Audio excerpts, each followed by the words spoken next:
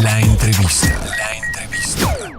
Muchas gracias, Andrea, por lo mejor de los espectáculos. Y ya tenemos en la línea telefónica al profesor e investigador de la Universidad Autónoma de San Luis Potosí, Guillermo Luévano Bustamante. ¿Cómo está? Muy buenos días. Hola Lilia, Selen, muy buen día, gusto en saludarlas en el noticiario y bueno, pues a sus órdenes.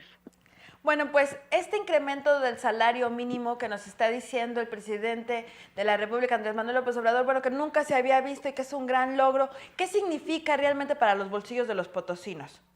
Bueno, de entrada me parece que es una buena medida que en términos de derechos sociales y de justicia laboral, que no se había visto pues en décadas, que por primera vez el salario mínimo esté por encima de la conocida o llamada línea de bienestar, incluso hace muchos años que no estaba ni siquiera siendo suficiente para la canasta básica. Esta línea de bienestar incluye además ahora la canasta básica y la canasta no básica, es decir, servicios que se pudieran considerar no esenciales.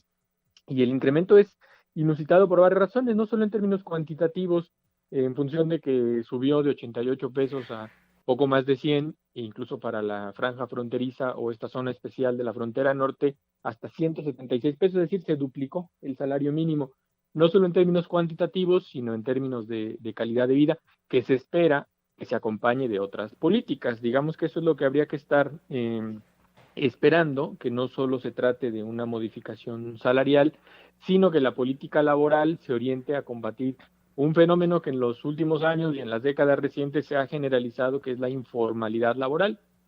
Es decir, la gente que no está inscrita en ningún medio de seguridad social, que no tiene beneficios médicos y que no tiene una expectativa de jubilación, sino simplemente su empleo y su salario bajo y su salario, digamos, llano, sin prestaciones añadidas.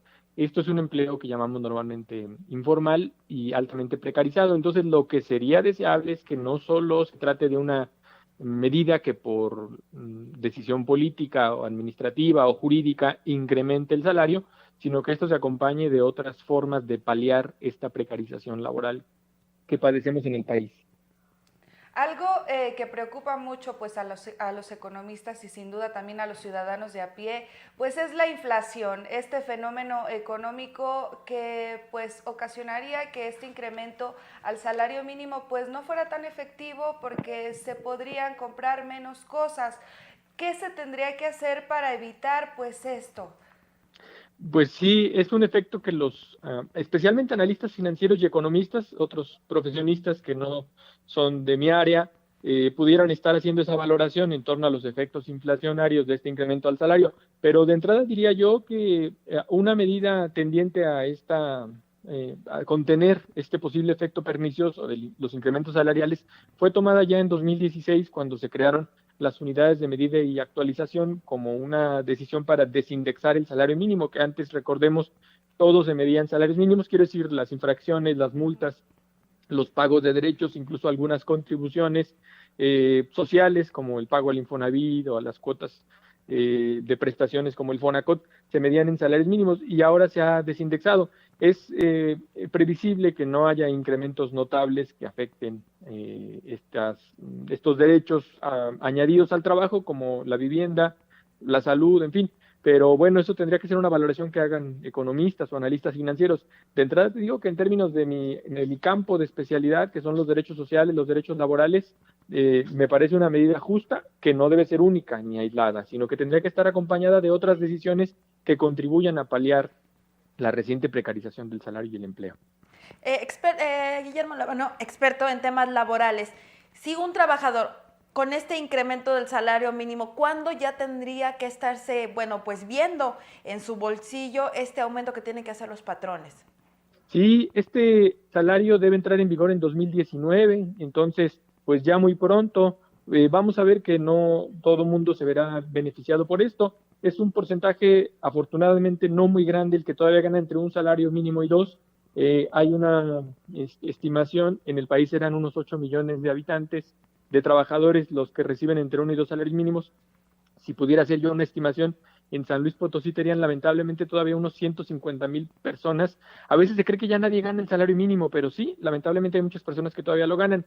Entonces es directamente a ellas, no subirá el salario en inmediato para todas las demás personas, quienes ya estaban encima de este ingreso, pues conservarán sus incrementos más pequeños. Entonces, esta es una medida que afecta, pues como ya se prometió en campaña y como este gobierno ha venido insistiendo, a la población más vulnerable. Entonces, bueno, esto será una medida en lo inmediato, pero no para todo el mundo, sino simplemente para quienes ganaban hasta este momento entre 1 y 2 salarios mínimos, que es donde se reflejará con mayor claridad este beneficio. Hace un momento platicabas algo pues bastante interesante, que es la informalidad laboral, pues las personas que no cuentan con seguridad social, que tampoco tienen prestaciones, ni que tampoco tienen pues derecho a una jubilación.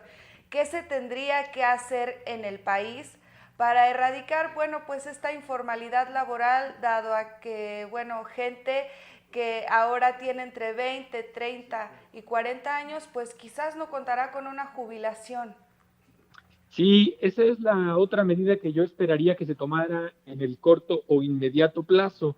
Primero tiene que ver con una reforma legal. En los años recientes, en la modificación, en el cambio de sexenio de Calderón a Peña Nieto, es decir, hace 6 años, se reformó la Ley Federal del Trabajo, que reconoció formas que antes eran ilegales o informales, que era la contratación temporal, el outsourcing, los contratos a prueba, capacitación inicial y otras formas.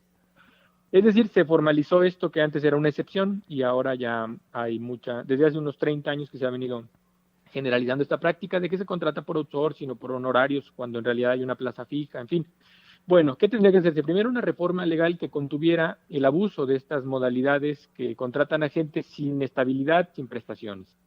Pero también no solo basta la reforma legal, sino el seguimiento de una política laboral, que los inspectores del trabajo y la Secretaría del Trabajo, tanto federal, especialmente federal, pero también la local, fueran más contundentes, digamos, más rígidos en el control de que las personas que se encuentren laborando deban estar inscritas en algún mecanismo de seguridad social. Si, como se ha dicho ahora, que va a desaparecer el Seguro Popular y se va a incorporar a un gran sistema de seguridad pública dentro del IMSS, bueno, eso es lo siguiente, tendría que incrementarse el presupuesto para la seguridad pública, para el IMSS especialmente, y asegurarse de que las personas estuvieran debidamente inscritas ahí, pero no simplemente así por ley o por decreto. Por eso digo que debe estar acompañado de una política pública y de un seguimiento muy estricto. Mayores recursos, por supuesto. Ahora que se hablaba en la intervención anterior de la diputada Josefina, en el tema de los presupuestos con perspectiva de género, también deben tener una perspectiva social en el asunto de que la educación y la salud deben ser prioridad de todos los gobiernos, del signo que sea, de izquierdas o derechas, pero con mayor claridad de que ha enarbolado las causas de los sectores populares, tendría que fortalecerse el sistema de seguridad social pública. Y bueno, desde ahí es donde tendría que combatirse esta informalidad. Lamentablemente hoy 60% de las personas que trabajan no tienen seguridad social ni expectativa de jubilación. Esa es una realidad que estamos viviendo y que enfrentaremos en los próximos años, cuando estas personas activas laboralmente requieran una jubilación, un descanso, un retiro y no cuenten con los medios para hacerse cargos por sí mismos de su propia subsistencia. Pues interesante, muy interesante lo que está pasando y bueno, pues a esperar este tipo de reformas políticas que no nada más se escuchen bonitas, que se incrementó el salario mínimo, ¿no? Que den certeza también a los mexicanos. Muchas gracias, Guillermo Luevano. Gracias, Lilia, Selen, un gusto y buenos días. Buenos días. Pues ahí están los millennials, por ejemplo, esta generación, bueno, pues estamos condenados a la pobreza, así lo dicen varios analistas, y que, bueno, pues si no cambian las políticas públicas del país, bueno, pues estaremos viviendo la pobreza extrema.